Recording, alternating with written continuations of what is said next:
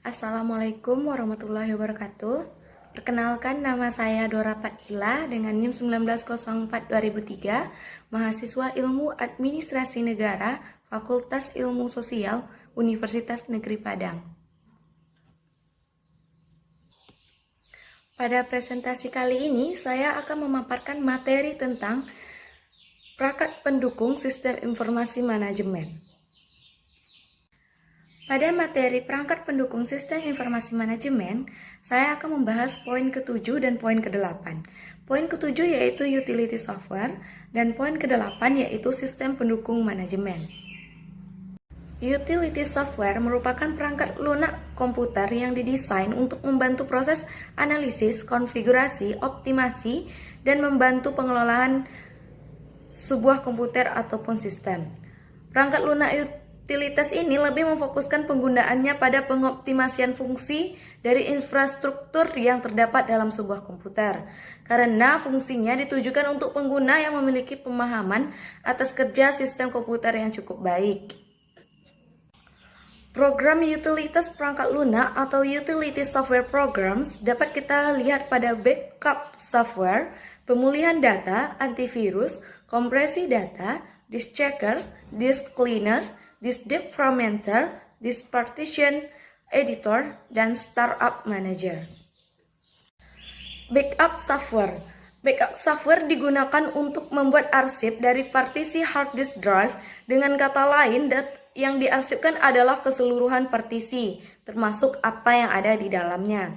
Beberapa perangkat lunak untuk kebutuhan backup diantaranya Norton Ghost, Nova Backup, dan Acronis True Image.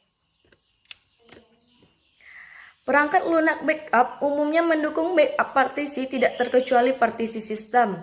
Namun, untuk dapat membackup partisi sistem, perangkat lunak backup harus dijalankan saat boot atau bootable version. Jadi bukan perangkat lunak yang dijalankan saat native. Pemulihan data.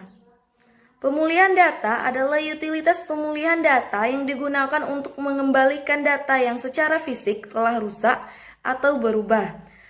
Data ini dapat dirusak oleh virus, perangkat lunak yang buruk, kegagalan perangkat keras, dan fluktuasi daya listrik yang terjadi ketika data sedang ditulisi atau sedang diubah. Antivirus. Antivirus merupakan aplikasi yang sudah dapat dipastikan terpasang pada setiap operasi, terutama terdapat dalam Windows. Sistem operasi tanpa antivirus akan sangat berisiko tinggi terhadap kehilangan dan kerusakan data, atau bahkan pencurian data sensitif dengan berbagai teknik hacking. Contoh dari perangkat lunak antivirus diantaranya yaitu AVG Antivirus, Microsoft Security Essentials, Avira, McAfee, Kaspersky, Bitdefender, dan masih banyak lagi, termasuk diantaranya antivirus lokal atau buatan Indonesia seperti Smandav dan PCMAV. Kompresi data. Kompresi data merupakan perangkat lunak untuk membuat file menjadi arsip sekaligus mengkompres atau memperkecil ukurannya dan akan sangat bermanfaat untuk komputer. Misalnya, kita mempunyai 80 file dokumen yang ingin dikirim via email. Jika kita kirim satu persatu melalui attachment email, tentunya akan sangat merepotkan. Jadi, perangkat ini berguna untuk mengarsipkan 80 file dokumen ke dalam satu file arsip, misalnya dalam zip. Maka kita hanya perlu mengirim satu file arsip yang digunakan atau yang di dalamnya terdapat 80 file dokumen sebagaimana yang telah kita kerjakan. Disk checkers. Disk checkers merupakan perangkat lunak yang sering digunakan untuk memeriksa checking atau status hard disk drive, di antaranya Crystal Disk Info dan HD Sentinel. Pemeriksaan hard disk drive dimaksudkan untuk mengetahui status atau kesehatan temperatur dari hard disk drive yang bersangkutan. Dengan demikian, kerusakan fatal yang berbahaya pada data di dalamnya dapat diantisipasi. Sistem operasi ini baik di dalam Windows dan Linux. Umumnya memiliki built-in app yang dapat digunakan untuk memeriksa status hard disk drive, namun perangkat lunak seperti Crystal Disk Info dan HD Sentinel merupakan perangkat yang bernilai lebih karena informasi yang disajikan lebih rinci, bahkan hingga perkiraan sisa umur hard disk drive sebelum rusak. Disk-cleaner. Disk-cleaner merupakan perangkat lunak cleaner yang dilengkapi dengan kemampuan untuk membersihkan file-file dari hard disk drive yang tidak berguna, yaitu seperti junk file, sehingga ruang kosong hard disk drive dapat dioptimasi. Sebenarnya, fitur disk cleaner merupakan fitur utama dari sebuah cleaner. Disk defragmenters. Pada sistem operasi Windows, terdapat built-in app yang bernama Disk Defragmenters, yaitu perangkat lunak yang digunakan untuk mendefrag suatu partisi hard disk drive. Dengan demikian, ruang kosong pada hard disk drive dapat dioptimasi dan proses pembacaan data di dalamnya menjadi relatif lebih cepat. Startup Manager. Saat komputer pertama kali dinyalakan setelah sebelumnya mati, ada perangkat lunak atau layanan yang ikut startup bersama sistem operasi, dan hal tersebut memperpanjang booting time dari komputer itu. Oleh karena itu, perangkat lunak dan layanan yang secara otomatis aktif saat komputer menyala harus dikontrol, yaitu dengan menonaktifkan perangkat lunak dan layanan yang sekiranya tidak diperlukan saat startup. Namun, hati-hati dalam menonaktifkan perangkat lunak dan layanan saat startup. Perangkat lunak dan layanan seperti antivirus memang dibutuhkan saat startup, sehingga tidak semua perangkat lunak dan layanan boleh dinonaktifkan. Contohnya CCleaner, yaitu perangkat lunak yang telah dilengkapi dengan fitur Startup Manager, sehingga untuk mengaktifkan atau menonaktifkan suatu perangkat lunak atau layanan saat startup cukup dengan satu klik saja. Poin ke-8, yaitu Sistem Pendukung Manajemen atau Management Support System (MSS). Sistem pendukung manajemen atau Management Support System adalah kumpulan teknologi komputer yang mendukung pekerjaan manajerial, khususnya pengambilan keputusan. Sistem pendukung manajemen ini memiliki banyak jenis. Dalam hal ini, keseluruhannya dianggap sebagai asumsi, yaitu Transition Processing System atau TPS, Office Automation atau OA, Decision Support System atau DSS, dan Executive Support System atau ESS adalah elemen MSS yang akan lebih menunjang eksistensi dari sistem informasi manajemen. Di dalam sistem pendukung manajemen atau Management Support System terdapat 5 jenis atau 5 macam, yaitu yang pertama sistem pengolahan transaksi, yang kedua otomasi perkantoran, yang ketiga sistem pendukung keputusan, yang keempat sistem pendukung eksekutif, yang kelima, sistem informasi akuntansi. Sistem pengolahan transaksi adalah sistem yang digunakan untuk keperluan transaksi sehari-hari. Sistem ini berguna untuk menghasilkan data atau daur ulang informasi. Dari sistem ini akan mendapatkan data dari luar atau dari dalam.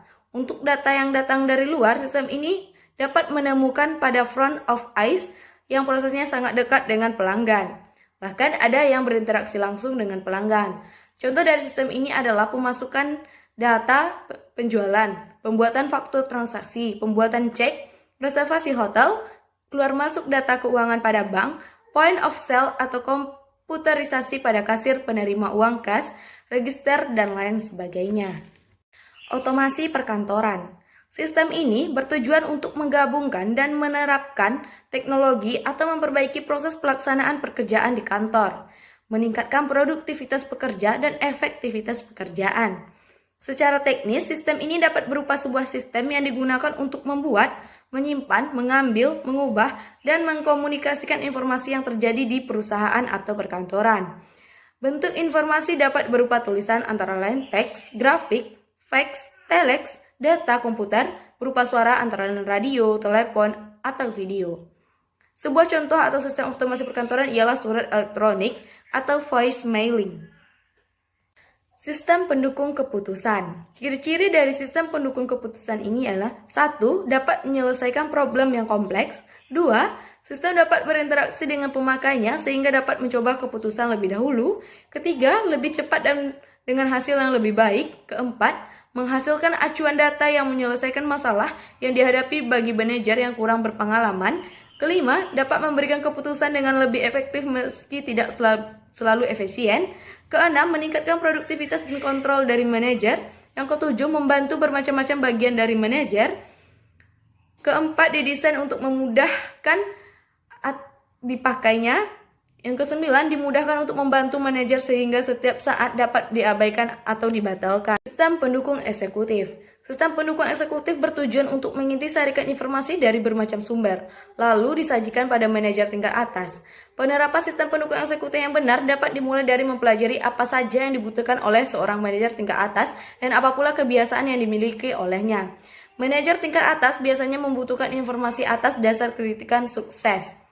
Faktor tersebut merupakan faktor yang telah membuat sebuah organisasi berjalan menuju sukses. Faktor ini harus diperhatikan dan dijaga bila organisasi tersebut ingin menjadi sukses. Sistem informasi akuntansi.